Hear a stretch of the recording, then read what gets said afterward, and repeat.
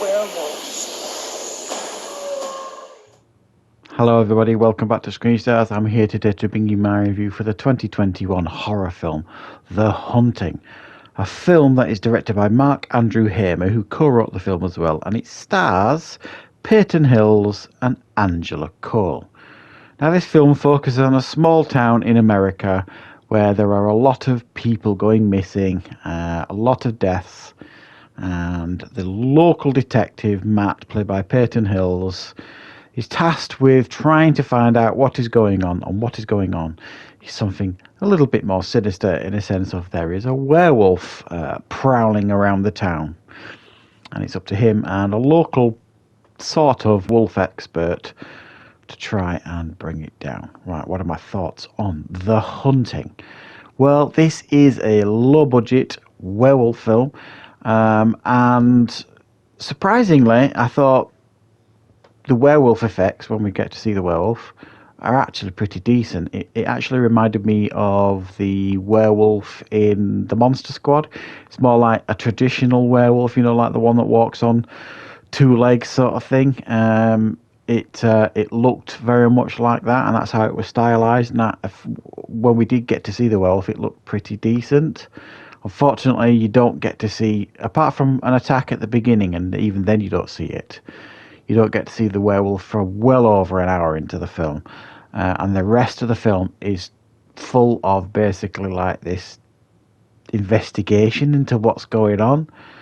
And because the cast is crammed full of not very skilled actors for the most part, it doesn't engage you. Like if you watch like a good detective show on TV or something like that, you know, you've got pretty decent actors, know what they're doing, and it's usually fairly well written, and you're engaged in the story. This one, really, I mean, you just want to see the werewolf. Okay, you know, we as an audience member from the very beginning of the film, pretty much, you kind of know it's a beast at the very least, but you pretty much know it's a werewolf anyway. And the rest of the film is everybody else playing catch up to you as an audience member. So that I found that really, really frustrating, because you've got like over an hour of the film of them looking into these deaths and people going missing and talking to folk and finding dead bodies and speaking to people at the morgue and getting other people involved who, you know, their parents used to hunt, and so she knows about wolves and all this kind of stuff. Okay, that could fill maybe half an hour of a film or something like that, but it just goes on. For me, it went on and on and on, and because it wasn't particularly well written and the people doing the acting didn't immerse me into the film, I checked out an awful lot in regards to big chunks of this film, and I thought that was a real shame. And they focused very heavily on this soldier with PTSD.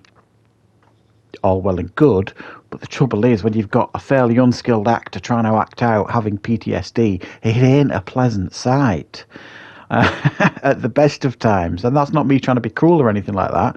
I didn't think the lead actor, Peyton Hills, did a bad job, particularly. I think he did a decent enough job. You know, it wasn't a terrible performance or anything.